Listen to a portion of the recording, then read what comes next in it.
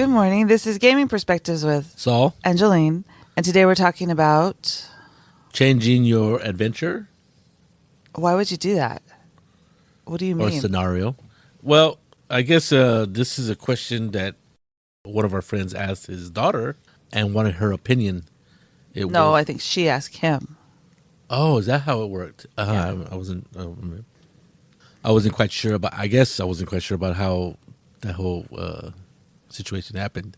The situation was that the GM made this dungeon and was going to put the players through it. And I think what happened was the players made characters after the adventure was thought up or made up or planned out or drawn out even. And then the players made characters that specifically would thwart the dungeon. And whether it was okay for the GM in that case to alter the dungeon because the players had made dwarves so they could see in the dark.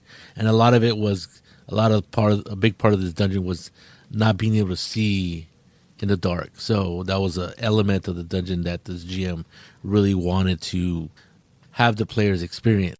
So the GM told the players that they were going to be playing in a dungeon, and then they went and made characters with dark vision because they wanted to be able to see. Yes, they didn't want to fumble around in the darkness. Although with dark vision, I don't think you can. It only makes it like into dim light, so it's not like it makes it bright light or anything. Well, there's dark Yeah, I forget the striations of vision because there's dark vision, and then there's like because I think what happens is it lets you see in the dark, like if it was low light conditions. Yes. And then there's another type of vision where you could. It's like seeing, not like daylight, but pretty close. Like ultra vision, or I don't know what it's called. We're talking about D&D here, so this is specifically to the rules of that game. But the situation though could fit anything, right? Could fit any game. If the players find out information about the adventure and then specifically change their characters or equip themselves to fit that type of adventure, would you then as a GM change it up so to make it more difficult or to negate those changes that the players made? And so basically he got mad because he told him what the adventure was gonna be, and then they made characters to. it seems that way. That's the gist of what I get. Well, that seems kind of. Well, then why tell him what the adventure is gonna be? Okay, that is one easy way to figure that out, right? Or to solve that problem. Don't tell your players what their adventure is going to be. Why would you? Just say, make your characters. We're going to start in Waterdeep, and go from there. Right. It makes total sense that's what you do. Maybe the GM wasn't prepared for the players to be that. What is it? I don't want to use the word mini max, but that prudent in figuring out. Well, if we're going to the dungeon, I don't want to have to carry torches and run out of torches and carry all this stuff. Maybe we should blah blah blah. And you know that even though the GM or dungeon master thinks that these players literally created these characters to thwart his adventure, to make it not so fun for him, that's probably not what happened. He said we're going to play in a dungeon, and then they went okay, and they probably just made characters like they normally would because a lot of people make weird characters. Okay, in my opinion, they want to be a half elf, half tabaxi, half elf, half orc, so half rabbit, half elf. I think tabaxi's a rabbit. Walking, talking rabbits. Yes, yeah. And I think it's kind of funny that the GM was a little bit perturbed about that because if you are a player, you're going to use any information you can to make your character that will be good in that environment, right? If the GM says, "Oh, we're going to be playing on Swamp World," well, you're probably going to make a character that can deal better in that situation than somebody that was born in a desert. I don't know. You don't know what? I'm not that. I don't think that much when I'm making a character. I make a character like I want to do a character that is a sorceress, or I want to do a character that's a fighter, and then I just go from there. I don't really think I don't either. about what if we go into a dungeon, I'm going to need dark vision, because my reply to that is I'll just carry 3 torches all the time. I have them strapped to my person. Well, the thing is, yeah, I understand and I agree. But at times people go, well, that means one of us has to have a torch. That means one of us can only have one arm available, blah, blah, blah, blah. Well, okay. But there's disadvantages to having, not disadvantages, there's dark vision isn't the be all end all of being able to see Yeah, but I think the darkness aspect of it was really what the GM thought was key to his adventure or this dungeon. and most of the time there's at least one player that doesn't have dark vision. So either they have to hold on to somebody and walk like they can't see anything, or they're going to have a torch. It might have been that all the players did something or made something, a character that could see in the dark. And I don't know what. And it wouldn't matter, because if you have a magician or a mage or that's right, cast light. They put light on a rock and give it to everybody. Then they can stick it in their pocket if they don't need the light, and they can take it out when they need the light. We've done that, right? So I've been in a lot of dungeons, right, and played in them. I even ran dungeons, and the whole idea of light, we would say, oh, you just need somebody with a torch, right? And of course, torches, I think their light is only 30 feet. Is it 30 feet in diameter? You can. I mean, in Dungeons and Dragons. And then, like, you have a lantern, which shows a little bit further, and then you had a bullseye lantern, they called it, which was more like a flashlight that can, with mirrors and stuff, can shoot light in a straight pattern for 60 feet, I believe it was. In the old, I'm using... You're going way back in the time machine. I'm going to AD&D, right? So they might have changed those distances and what kind of lanterns there were. In my party, when we go in the dungeon, we always I have lanterns and bullseye lanterns. Here's what the actual officially. Well, officially 5th edition. Some other GM says on Reddit. He says that 60 feet really isn't now that far in a lot of situations. There are items that I'd much rather have a 120-foot cone, 60-foot bright, 60-foot dim of a bullseye lantern. So that's what it is today. 120 feet? 120 feet cone, 60 feet of it is bright, and 60 feet of it is dim. So it goes, the farther out it is, it's dim. Of course, makes sense. Then to have to rely on 60-foot dark vision, which dark vision is basically dim light, right? I'm According guessing. to these people that I... Oh, okay. This one says that 60 feet sure feels really short when a bunch of drow with 120 feet dark vision are shooting at you from 65 feet away. Well, you got to remember that that light, and again, a light isn't like all of a sudden 60 feet, then you don't see nothing, right? You can see shadows beyond that and stuff.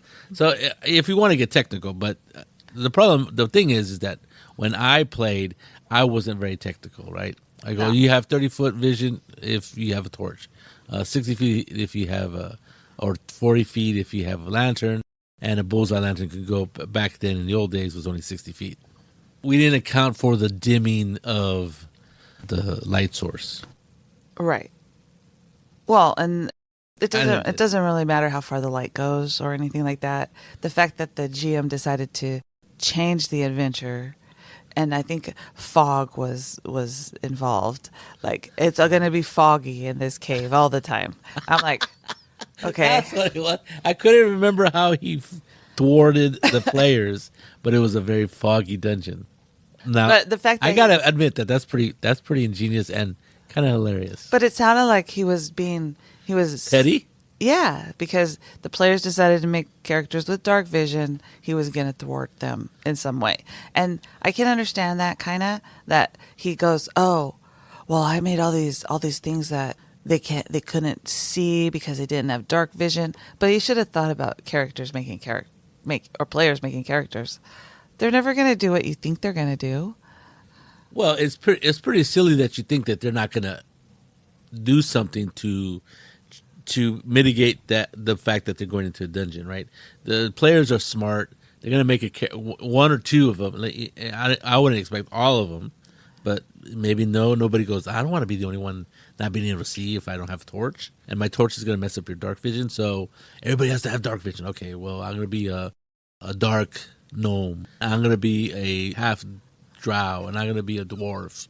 And what else sees in the dark? I forget. I'm sorry, but in the groups I play with, that wouldn't, nobody would coordinate their characters that well. I'm just saying. Mainly because people in our group are kind of super independent. But I think there's groups out there that would. They were like, okay, who's going to handle this and who's going to handle that? Who's going to be the cleric? Who's going to be the bard? That.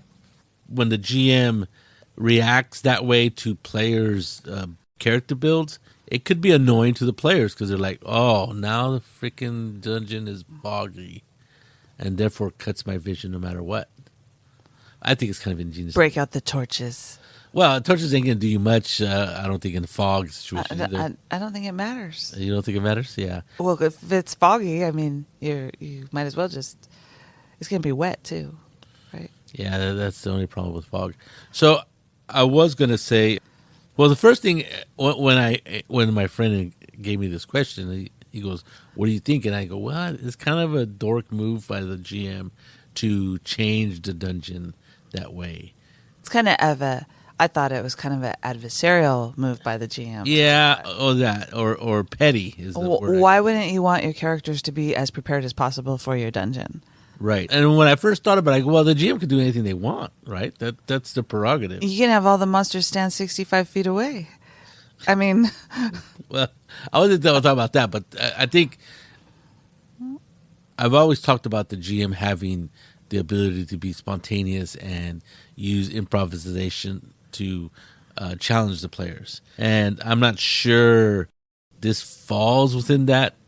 No, this falls in the... I created this dungeon, and I'm not going to change it, or I am going to change it because now they're going to see all the things that I didn't want them to see. Right. I'm going to limit their vision anyway. Okay, so I see a few things here. The problem is that the players know before making their characters the dungeon crawl. So maybe as a GM, next time you don't tell them that they're going into a dungeon. That way they don't have this preparation or specifically make characters that would hamper your ability to run a dungeon crawl. They're not hampering, but mess up your ideas of how you want to run the game. Now, did the players mini-max? So did the players mini-max, especially to go into dark, dank dungeons? Is that what they did? I don't know if they did. I mean, I don't know, because a lot of times, especially like D&D 5th edition or Pathfinder, a lot of times players will make characters, mini-max their characters to be able to do certain things. Right. But is that such a bad thing to you? I mean, you got to just let the players make the characters they want. Look at what the characters are, and so you know what their abilities are. But that just means you make monsters that are harder to see or something, or if that's what you want is the players to be surprised by the monsters. Yeah. I'm trying to figure out what the GM was going after. So I was just saying earlier, I played and I've run a lot of dungeons. I mean, I wouldn't say a super lot, but over 40 years of playing, I've actually ran or been in dungeons, right? And sure, they were fun and they were interesting, and we had torches to mitigate the light problem and stuff. But what really cemented the idea of going into a dungeon wasn't until we played online. And you were running the Mad Mage dungeon, and we were using the VTT. We were using Roll20, and they had dynamic lit maps. And my character couldn't see in the dark. So to mitigate that, I carried a torch. Other characters had dark vision and this and that. But for whatever reason, there was a glitch in my specific computer or rendition of the map. Everybody else was fine.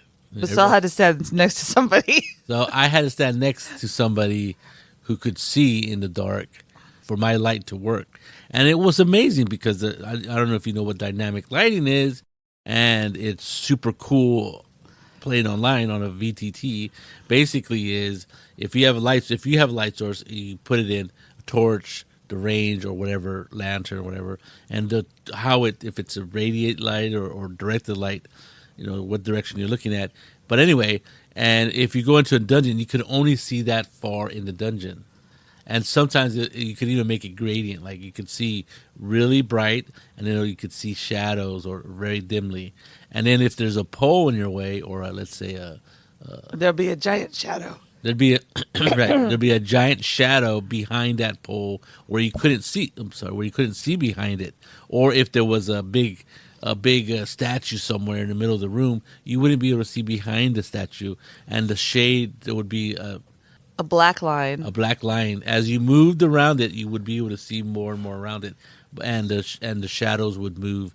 It was just amazing. I go, wow, this is a way to play in a dungeon, to have that experience of like, I have no idea what's out there, because my little cone of 30 feet, though it looks like a lot, it ain't very far in these huge rooms and in these huge underground caverns and stuff. That was an amazing. Well, I don't particularly like to run dungeons because they're pretty. It's pretty sucking up being able to see, right? The way that it showed it on Roll20 was just hilarious because everybody had different computers and we were in different places. But literally, what I was looking at and what Saul was looking at, because we were in the same room on different computers, was crazy because I could see everything, right? Well, I was the GM, but Right. I could see Right. what everybody could see. And Saul on his computer, if he wasn't standing next to Alan, who had either dark vision or Something like or something, he could not see anything because his computer was just black. And he's all, I can't see anything. What's going on? So he literally, even though he had a torch and we adjusted the settings, he still couldn't Right. see I still anything. couldn't see anything. Unless I stood next to a character that could see, and then my torch would work. It was a glitch. And other than that, everybody else was fine. Everybody else had worked perfectly, and it was just amazing. Like, there was some monsters hiding behind pillars and stuff, and they were walking in the dungeon, and like, oh, there's nothing in here. And then our light goes past something, and we see something, and then like, oh, there's a monster here, and everybody runs toward that monster. And then we realize there's a bunch of monsters in this room because this room is huge. It was amazing, and I really think that would be the best way to play a dungeon crawl, is in that setting, in that sense, because no matter, even if you back in the day, what we did, we drew our maps on a graph paper, Right. and it wasn't until there was a scene where Where the GM said roll initiative. well, the scene where there's a monster, Right. that we would draw out and then use our figures, right? We used our lead figures back then. Well, I think pretty sure they were lead, but anyway, Pewter, at least.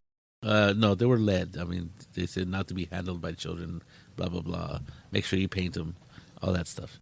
So in the early days, back in the old days, they didn't care about lead figures. It's The 70s he's talking about. 70s and 80s, and probably the early 90s. Anyway, so what would do as a dungeon master, we would like, well, what kind of light you have? Okay, you could see this, and you would put, let's say it was a large room, you would map it out on a either a whiteboard or a battle mat, and then as you move forward, the GM would add stuff to the battle mat, whether it was more monsters or draw more information. So that was this idea of you could only see so far, but as you move forward in this room, you would be able to see more.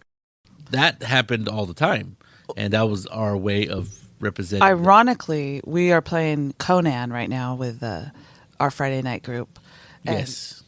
and Felipe said we're going to do Theater of the Mind. And I thought it was very interesting because I have a torch. We're in a dungeon, and I have a torch. Everybody can see because I have a torch, right? Because we have Right. torches. I don't know. I don't think anyone has dark vision. No, we're all human. Yeah. But our friend Cipriano was having problems with the idea of Theater of the Mind. He goes, okay, I need to see something. And Felipe goes, it's Theater of the Mind. And he goes, that's not working for me. And so Felipe put out just a map. We're doing it on Roll20, but it's just a picture, right, of a I would say connector, but where two hallways meet in a dungeon. A big X, yeah, a crossing of two hallways And or 4 if you look at it. And we're standing there, he goes, you guys aren't. I remember him saying, because he goes, this is what's this way. He goes, which way do you want to go? And Sip goes, I want to know what's on each way that we're going before we decide. And I'm like going, okay. Of course, we chose the wrong way because that just happens, right? When you're in a dungeon. And we got attacked by bats the first time. And then birds. But we finally managed to get to the giant cavern.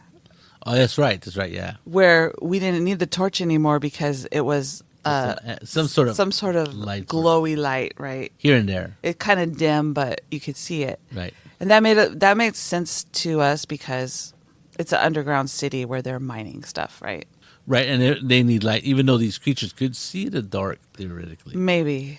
Right. And maybe they couldn't maybe see better than we could. Maybe they couldn't see in total darkness is the thing. I mean, you would have to have, like, I don't think you could see in total darkness. It's like, so you think of like a dwarf city underground.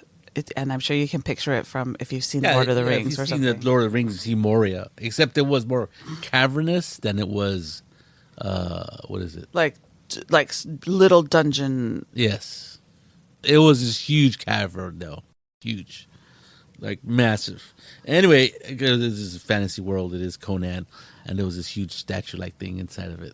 But the idea, to me, it's ironic that we're doing this episode about dungeons or the idea, it's just the idea about dungeons, and that we're actually just experienced a dungeon the other night. Without maps. Without maps and without dynamic lighting, just the idea that you're in a dungeon, so you can't see very far. You just know that you're going to pick this way and you're going to go and then you're going to run into whatever you're going to run into. And during the adventure, Felipe goes, are you going to reach your hand in and try to pull out the green stuff inside of the wall? And I'm like going, no. And he goes, you guys are not very good treasure hunters. And I'm like going, dude, so far everything in this dungeon has tried to kill me. And when he said green stuff, I was thinking slime. Like, and he was talking about gems, right? Well, totally different ideas here. Because it was theater of the mind, and so far we ran into a swarm of bats, a bunch of people that scream at us and try to kill us. Yes. And then a swarm of birds, and we've all gotten hurt so far. So we're not like, we haven't run into any shiny piles of rocks yet. Yeah, it was weird because you're right. Everything we experienced, we're like, oh, so bat swarm goes past us, and he goes, roll, and then he I don't know if he made us roll anything, but like, what are we rolling for? So to see how much damage you don't get. I'm like, what? I heard that all you do is go like this and duck your head, and the bats will go away, but according to the scenario, they don't. So I took like mental damage from the screeching and stuff. It was. So everything in Conan does and is dangerous. So that's the problem.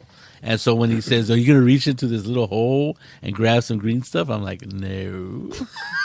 I don't know what the green stuff is. And when he said green stuff, for some reason I thought of slime. I'm like, I'm not reaching my hand into these little holes along the walls.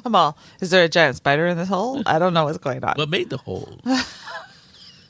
So I think...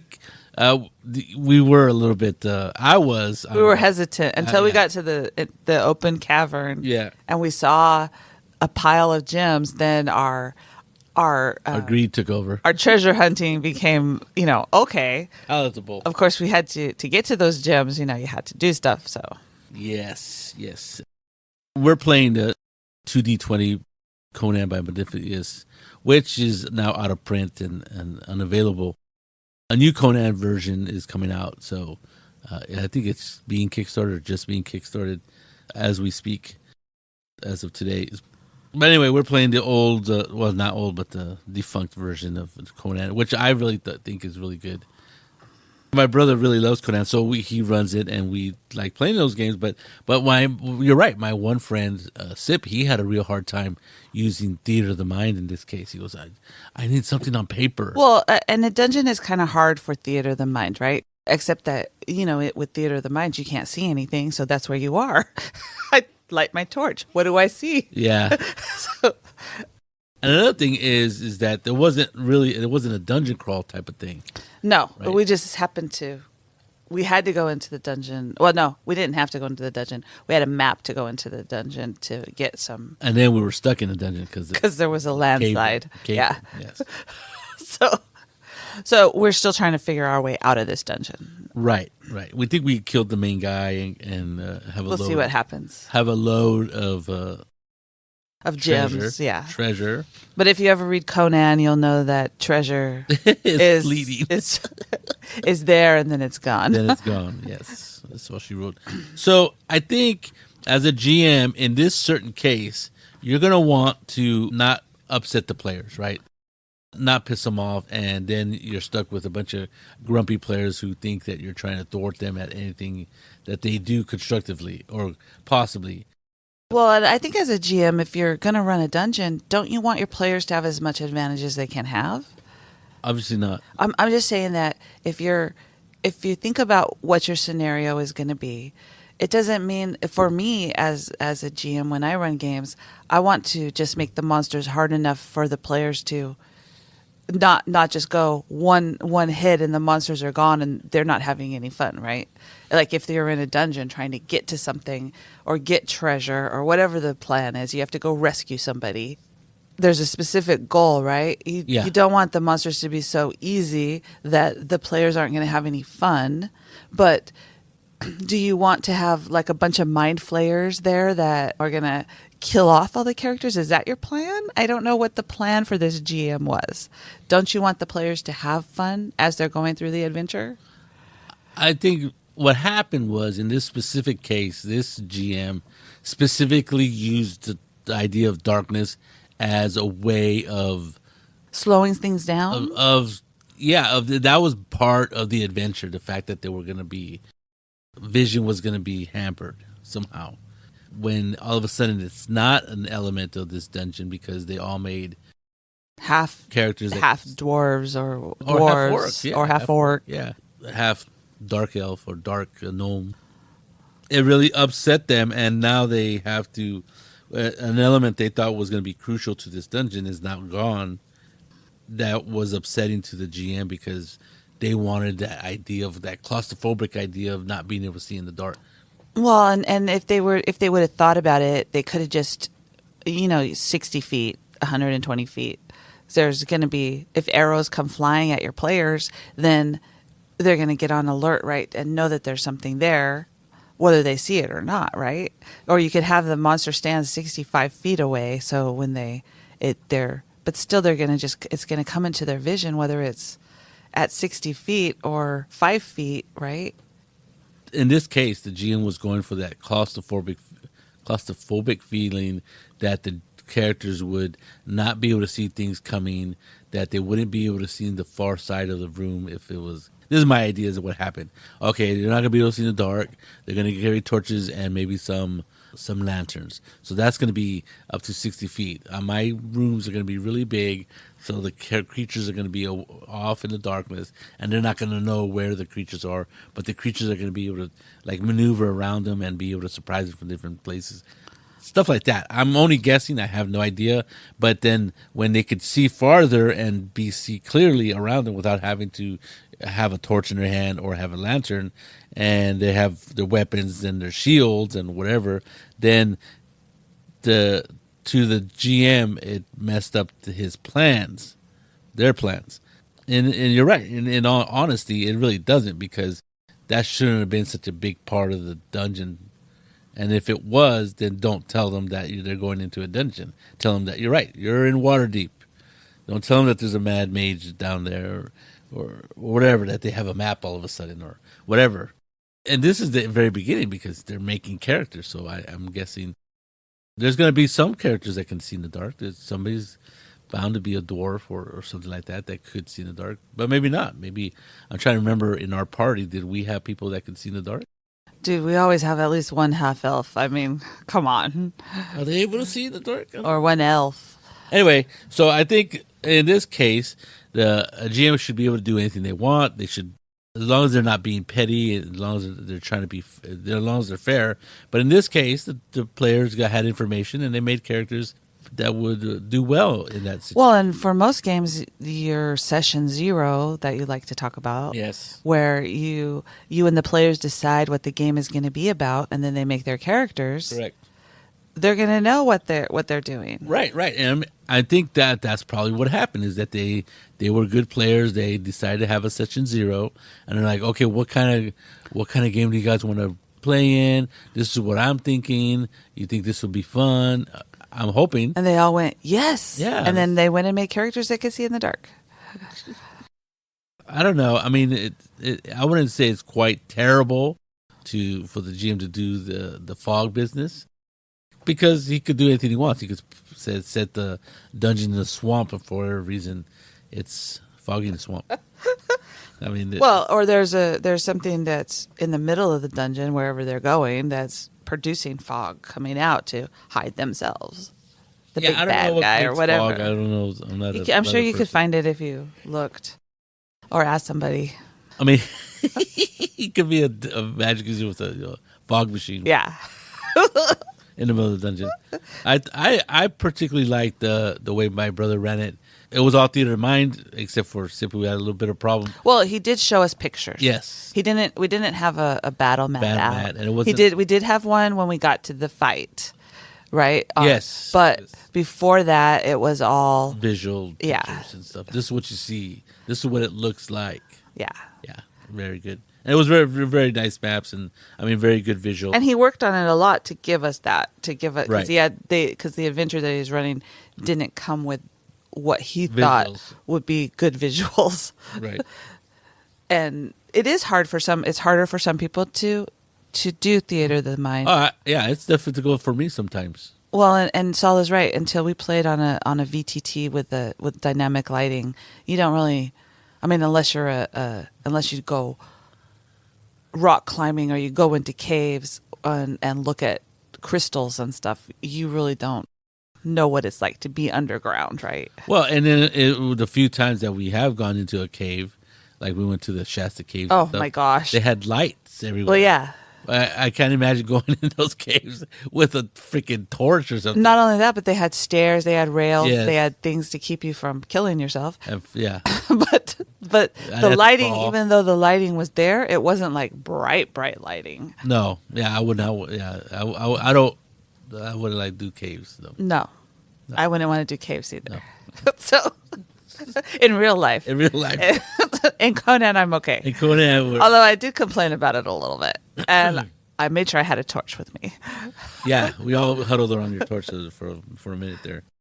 So I think it's okay for the dungeon master in this case, or GM, to change things a bit, but because it might seem petty if, like, obviously in this case, this GM was like, darn, they messed up my freaking idea.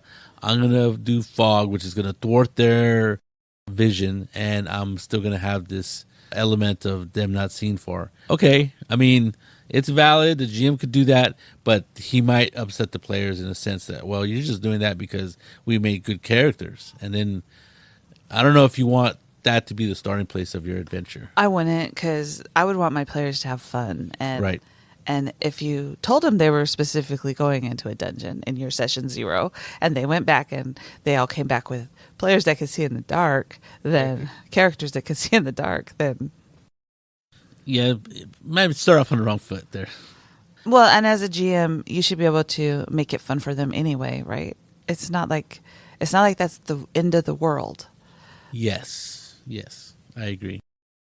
So if you ever get a chance to check out a dynamic lit map online using any VTT, I'm not endorsing Roll20. It's just the one that we use, and we bought the Mad Mage dungeon thing, and I never thought about running a dungeon, but I thought that is really cool. That whole dynamic lighting and characters not being able to see a certain distance, because as a GM you could see them. Right, you can see the bad guys. Right, Yeah. You see where the characters are at, and like Jolene said, like, It's not as easy as you think, though. and like when she turned around and saw that I could only see a certain distance, she goes, "Oh, they can't see my monsters who are like 60 feet away."